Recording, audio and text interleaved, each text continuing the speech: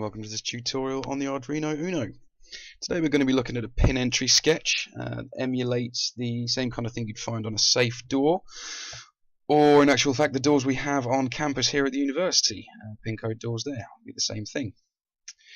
So let's take a quick look at what we're going to need to make this project. Firstly, the Arduino Uno with its USB cable, of course. A 4x4 keypad, matrix keypad. Now you can get those on eBay. I got mine from eBay, £2.50 or so I think I paid.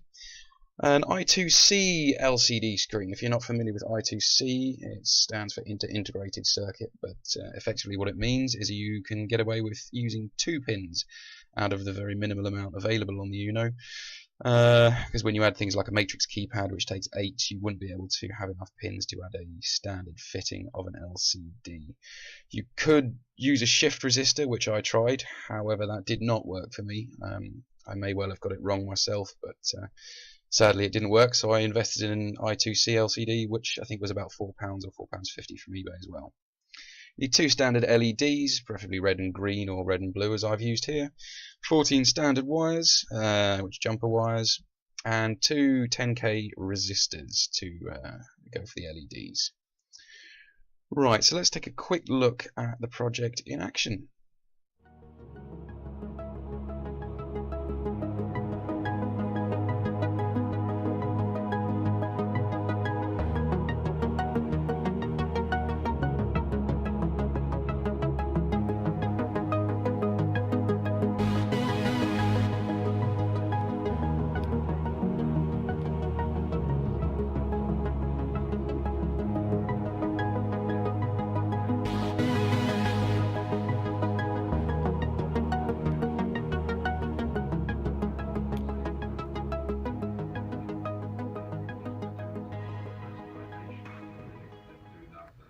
Okay, so the video we've seen there shows us the project in action and some stills of the components themselves.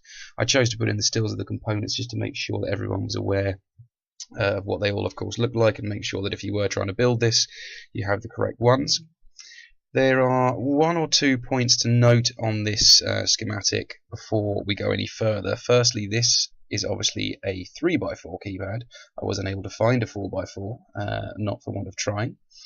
This is also not the correct look for this LCD screen. This is in fact a standard LCD. Normally behind here, as you saw on the still of I2C, which was earlier, these would be soldered, and the I2C 4 pins actually meet here. Normally, as I said before, you would be using at least 4 of the data pins here, plus 2 for your ground and your current. You would also quite often have 1 for a potentiometer. Now, the potentiometer would be used to control the brightness of the LCD screen. However, were we to flip this over, we could see that in fact on the back, on the I2C component, there is already a built-in potentiometer which allows you to control the brightness itself. So for the wiring here, it's quite simple. We have 1 wire here which appears to be unconnected, but as you can imagine that is due to the fact we are missing a pin. This is a 3x4, not a 4x4, so there would in fact be an 8th pin here which would connect to this wire. This wire in turn connects over to pin 4 in the Arduino. The wires from the keypad are relatively simple. First pin goes to pin 11, second pin goes to pin 10, and so on and so forth. Moving over to the LCD, you can see we have 4 wires. We have our current, we have our ground, then we have our SDA and our SCL. Now the SCL is the clock line and the SDA is the data line. It's important to note that the SDA line, which is the data line, must go into pin A4. This is represented by the grey wire here. And the SCL, the clock line, which is represented by the purple wire here, must go into pin A5. These 2 pins are the standard preset for the Arduino Uno. This does change between boards. As an example, on the Leonardo, I believe it's pins 2 and 3 are over here that you can use for this. However, we are using the Uno, so we have wired it this way. If you are using another board, feel free to Google it and you will be able to find a data sheet which will tell you which pins to use. Don't mix these wires up, of course, it will not work if you do so.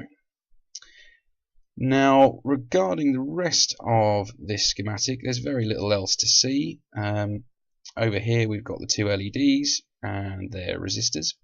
The two LEDs fit to pins 12 and 13 respectively. We've obviously used green and blue here, or green and red. This is just to signify really the colour that you would see on a standard door lock. Other than that, there isn't a great deal more to this circuit. It looks quite simplistic, but when you build it in real life, there is quite a few wires. It does start to get a little bit messy.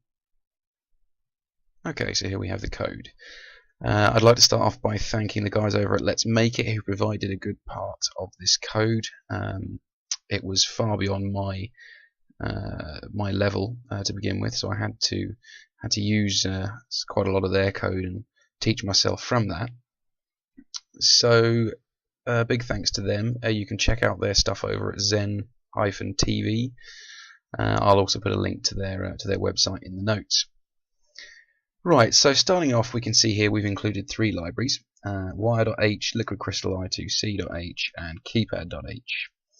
The wire is related to the fact that we're using a two-wire system. Liquid crystal I2C is obviously the fact we're using an LCD with I2C, and the keypad is self-explanatory because we're using the keypad.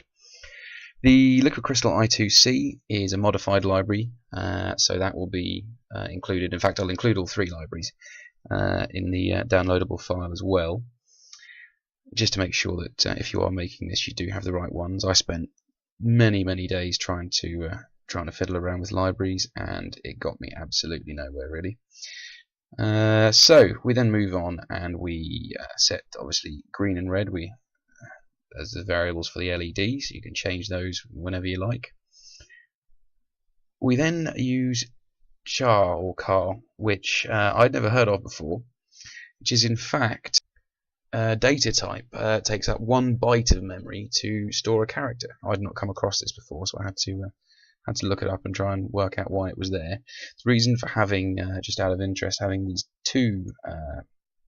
these doubles here is the fact that you have more than one character. If you had only one single character, you could do that in single quotation marks, but you have to use the speech marks for more than one. We set then a variable of current position, and we set that off as 0. Start that off, I should say, as 0. We then set the rows and we set the columns. Now these are the rows and columns of the keypad. So they're constants, they're bytes, and they're named rows and named columns. Very self-explanatory. Moving on again here, we've now got another car, which is the variable of keys. Now keys again, because this will be a single input when you press one of these buttons on the keypad, so it will only have one character. So car would be applicable here for this particular input. We then set rows, we set columns. This is to do with the keypad library. I won't go too in depth into that because it's very complicated and a little bit unnecessary at this point. Here you can see that we've set what's basically an array, and this is going to show the Arduino what character to output when we press a particular position on the keypad. So, for example, the top left is 1, and so on and so forth. Moving down to the row pins and col pins, which are the variables we're setting in the rows and the columns there. This is the pins that the actual keypad is connected to. So if you can remember, we connected to pin 11 all the way down to pin 4. This is being depicted here again combined with the keys here. This will tell the Arduino when it needs to make its key map, just down here, exactly what to do. So making the key map, we set the variable of keypad, we call it keypad there, and we then enter the keys, obviously the row pins, row columns, rows and cols. All that data together combines to make a key map, and effectively using that array that we've got above tells the Arduino exactly what it's getting when it receives the input from the keypad. Referring here next to the liquid crystal I2C library here, we're mapping out where the LCD address is. Now the address of the LCD is normally preset and it's normally reasonably easy to find.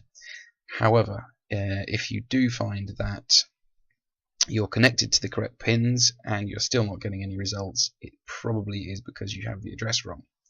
So to show you how to get the address, as you can see here, this is a screenshot from a particular sketch, which is to find the address of any sort of LCD device, any kind of address device like that.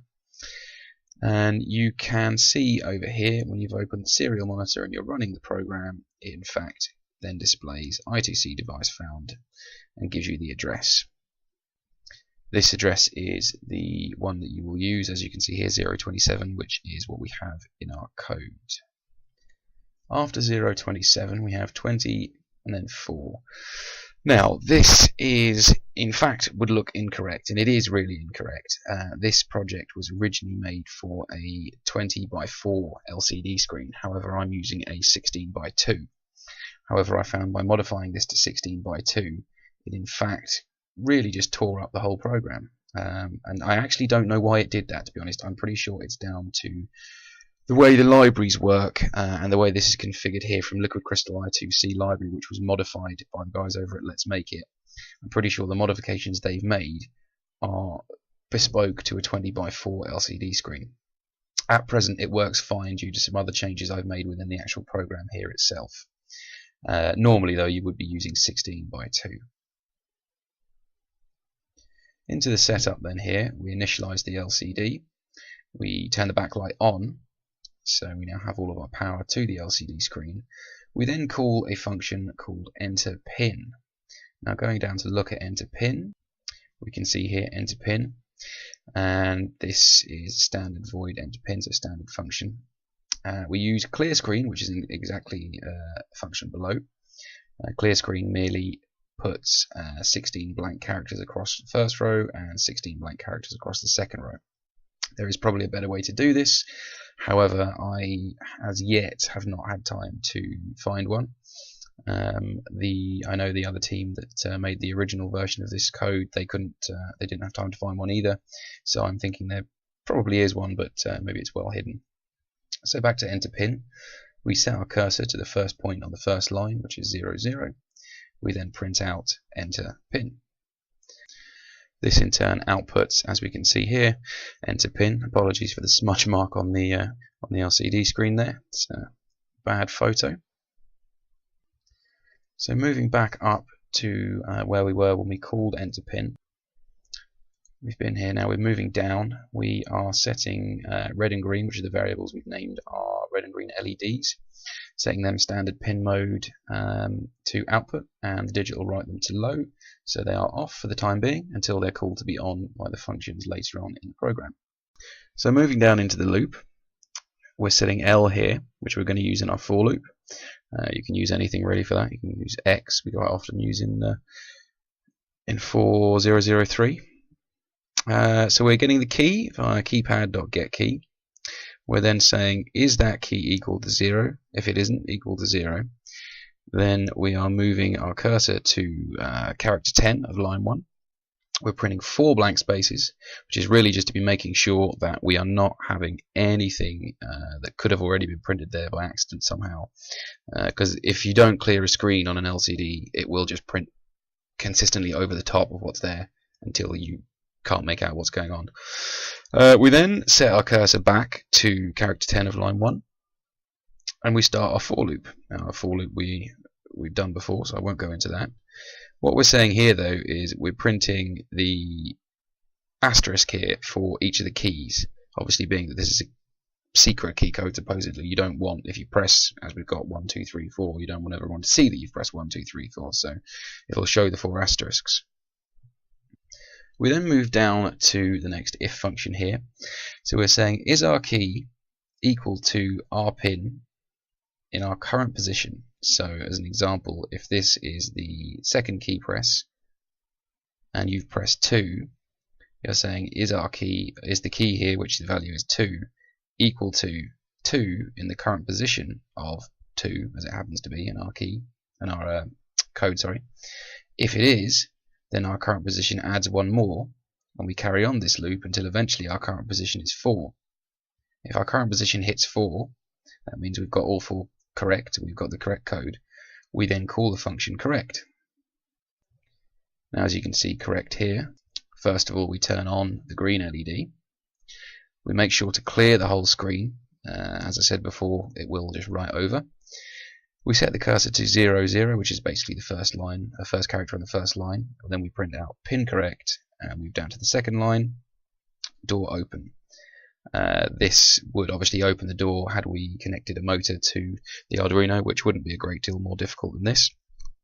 However, for the purpose of this project, I didn't think it was necessary to do that. We then wait 5 seconds, and we then turn off the green LED. We re-clear the screen again, and we call enter pin. So this will then display our enter pin again.